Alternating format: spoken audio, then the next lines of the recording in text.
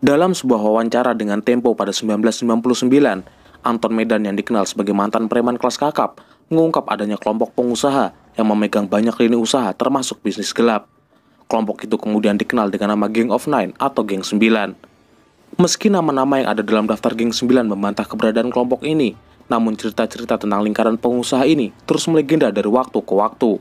Lantas, apa sebenarnya Geng 9? Siapa saja mereka? Dan benarkah geng ini memang ada? Istilah Gang of Nine atau Geng 9 muncul dari sosok Anton Medan, mantan gembong judi dan preman besar di era Orde Baru, dan pertama kali dipopulerkan oleh Tempo pada akhir 90-an. Dalam laporan investigasi Tempo berjudul Tommy Winata Anatomi Kolusi Pengusaha Militer yang terbit pada 1999 misalnya, Tempo memaparkan 9 daftar nama yang diduga merupakan anggota Geng 9 versi Anton Medan. Laporan ini terbit lagi dalam serial investigasi Tempo berjudul Mafia Bisnis Tommy Winata pada 2019. Nama-nama yang disebutkan adalah Tommy Winata, Sugianto Kusuma alias Aguan, Joni Kusuma, Iwan Cahyadikarta, Ari Sigit, Arif Prihatna, Edi Winata, Haryadi Kumala, dan Yoris Raweai. Geng 9 dituding menguasai banyak lini bisnis, termasuk bisnis haram, seperti perjudian, penyelundupan, dunia malam, hingga barang terlarang. Dalam operasinya, mereka disebut di-backing oleh aparat keamanan dan dekat dengan keluarga penguasa. Dua nama konglomerat terkemuka seperti Tommy Winata dan Aguan disebut sebagai pemimpin kelompok ini, sementara Yoris Raweai, petinggi senior pemuda Pancasila, disebut sebagai panglima. Namun, ketiga nama yang disebutkan sama-sama membantah keterlibatan ataupun keberadaan kelompok ini. Ketiadaan sumber lain yang membahas Geng 9 kecuali yang berasal dari Anton Medan membuat keberadaan kelompok ini berada di antara fiksi dan fakta. Tak ada bukti pendukung lain yang menguatkan adanya Geng 9 ini. Kepopuleran Geng 9 pun runtuh bersamaan dengan jatuhnya rezim Orde Baru. Terlepas dari itu, bagaimana rekam jejak dan gurita bisnis orang-orang yang sering dianggap sebagai Geng 9 ini? Tommy Winata dikenal lewat Arta Graha Group, konglomerasi besar di Indonesia yang membawahi puluhan anak perusahaan yang bergerak di bidang properti, keuangan, perhotelan, dan lain-lain. Tommy dikenal dekat dengan petinggi militer dan rezim yang berkuasa. Dalam bocoran kawat diplomatik kedubes AS yang dibocorkan oleh Wikileaks misalnya, Tommy disebut memiliki hubungan khusus dengan SBY, walaupun kemudian kabar ini dibantah istana. Kedekatan Tommy dengan Jokowi terlihat jelas saat dirinya mendukung pencalonan Jokowi di periode kedua. Saat Jokowi menjabat, pemerintah menghidupkan kembali proyek Rempang yang mendapat banyak penolakan warga. Hak pengelolaan lahan di kawasan tersebut dimiliki oleh PT Makmur Elok Graha, anak usaha Arta Graha, milik Tommy Winata sejak 2004. Pada 2024, Tommy dan beberapa konglomerat lain diboyong Prabowo Subianto ke Tiongkok dalam rangka kunjungan kerja. Tommy adalah salah satu konglomerat yang kerap mendapat rumor tak sedap. Pernah dituding Gus Dur memiliki bisnis judi di Kepulauan Seribu, dituding Tempo sebagai dalang kebakaran pasar Tanah Abang, hingga dituding LSM Humanika terlibat bisnis obat-obatan terlarang. Namun, semua tudingan ini tak pernah terbukti dan dibantah keras oleh Tommy. Selain Tommy, ada nama Sugianto Kusuma alias Aguan. Nama Aguan sendiri dikenal publik sebagai pemilik salah satu konglomerasi properti terbesar di Indonesia bernama Agung Sedayu Group.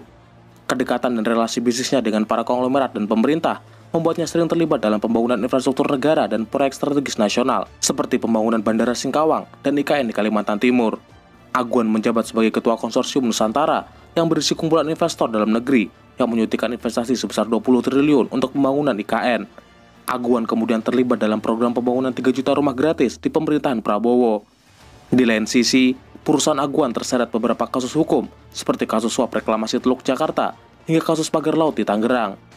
Komisi Pemberantasan Korupsi memeriksa bos PT Agung Sedayu Group Sugianto Kusuma alias Aguan dan staf khusus Gubernur DKI Jakarta Suni Tanuwijaya sebagai saksi dalam kasus suap proyek reklamasi Teluk Jakarta. Adik Aguan, Joni Kusuma, juga disebut Anton Medan sebagai anggota Geng 9. Dalam rentang tahun 1985 hingga 2013, Joni pernah menjabat sebagai Direktur PT Agung Sedayu, Direktur Eksekutif PT Amcol Graha, hingga Komisaris Utama PT Agis, yang kemudian berganti nama menjadi PT Sigma Gold Indi Perkasa. Pada 2007, Joni diputus bersalah dan didenda 5 miliar oleh OJK karena dianggap mengeluarkan informasi tidak tepat terkait laporan keuangan dan akuisisi PT Akira Indonesia dan PT TT Indonesia ke PT Agis Elektronik. Joni Kusuma meninggal pada 2014 dan tampuk kepemimpinan perusahaan diserahkan pada anaknya, Stephen Kusuma. Selanjutnya, ada Yoris Raweai, pentolan pemuda Pancasila yang dikenal dekat dengan para preman dan bisnis gelap ibu kota di era Orde Baru. Nama Yoris kerap dikaitkan dengan kekerasan, seperti peristiwa penyerbuan kantor PDI tahun 96 hingga bentrokan di kantor DPP Partai Golkar tahun 2015. Pada tahun 1995, Yoris pernah terjerat kasus judi, tapi Hakim Pengadilan Negeri Jakarta Barat kemudian memvonis bebas Yoris dan 6 tersangka lainnya karena kurangnya bukti. Yoris kemudian terjun ke politik hingga mampu melenggang sebagai anggota DPR dan kini menjabat sebagai Wakil Ketua DPD RI 2024-2029. Dalam hierarki Geng 9, dirinya disebut sebagai Panglima yang mengamankan operasi di lapangan. Kemudian ada Haryadi Kumala dan adiknya, Cahyadi Kumala. Pada tahun 90-an, dua pengusaha ini dikenal sebagai pengusaha properti dengan bendera PT Kaistindo Group. Cahyadi Kumala pernah menjabat sebagai Direktur PT Sentul City, sekaligus Komisaris Utama PT Bukit Jonggol Asri. Komisi Pemberantasan Korupsi menjemput paksa Presiden Direktur PT Sentul City, Kwe Cahyadi Kumala dan saudaranya Kwe Haryadi Kumala. Mereka diduga memberi suap kepada mantan Bupati Bogor Rahmat Yassin dalam kasus alih fungsi kawasan hutan. Pada 2015, Cahyadi Kumala didakwa menyuap Bupati Bogor Rahmat Yassin senilai 5 miliar untuk memuluskan rekomendasi alih fungsi kawasan hutan di Jonggol, Bogor. Karena kasus ini, Cahyadi divonis 5 tahun penjara, kemudian dipotong menjadi 2,5 tahun penjara. Selanjutnya, ada nama Ari Haryowibowo alias Ari Sigit, pengusaha yang juga merupakan cucu Soeharto. Ari Sigit memulai bisnis tahun 90-an, menggeluti bidang konstruksi, properti hingga hiburan, dan berkongsi dengan Bob Hasan.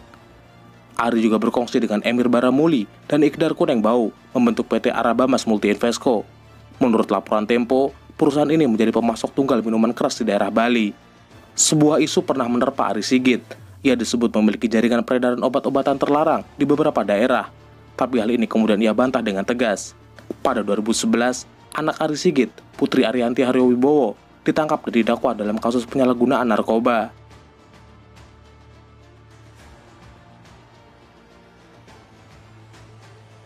Arif Prihatna dan perusahaannya, menurut laporan Tempo, melakukan penyelundupan mobil mewah, barang-barang elektronik hingga obat-obatan tradisional dari Singapura, Hong Kong hingga Tiongkok. Selanjutnya ada nama Edi Winata yang merupakan bos judi Porkas. Terakhir, ada nama Iwan Cahyadi Karta, pengusaha pemilik bisnis dealer mobil bernama Sumber Autogra pada 1980-an, dan kemudian merambah ke bisnis properti seperti apartemen dan perhotelan hingga pertambangan. Daftar nama anggota hingga peran dan hierarki Geng 9 berasal dari satu sumber, yaitu Anton Medan yang kemudian dirilis Tempo. Meninggalnya Anton Medan pada 2021 sekaligus mengubur kebenaran kisah Geng 9 untuk selamanya. Lantas, apakah Geng 9 sama dengan istilah 9 naga yang sering dibicarakan banyak orang? Geng 9 dan 9 naga sama sekali bukan istilah yang sama. 9 naga merupakan istilah sekelompok pengusaha yang menguasai ekonomi Indonesia.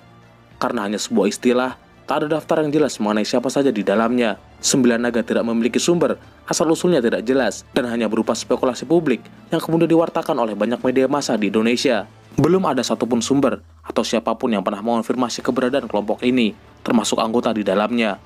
Tanpa sumber yang jelas, 9 naga bukan sesuatu yang harus dipercaya, meskipun bisa saja mereka benar-benar ada. Namun, jejaring bisnis mereka yang menggurita dan dugaan bahwa mereka menguasai ekonomi Indonesia bukanlah sesuatu yang mengada-ngada. Hari ini, Geng 9 ataupun 9 naga alih-alih diperkenalkan sebagai sebuah kelompok misterius dengan daftar nama yang sulit dikonfirmasi, lebih bijak dianggap sebagai sebuah kompleksitas hubungan antara bisnis, kekuasaan, dan politik di Indonesia.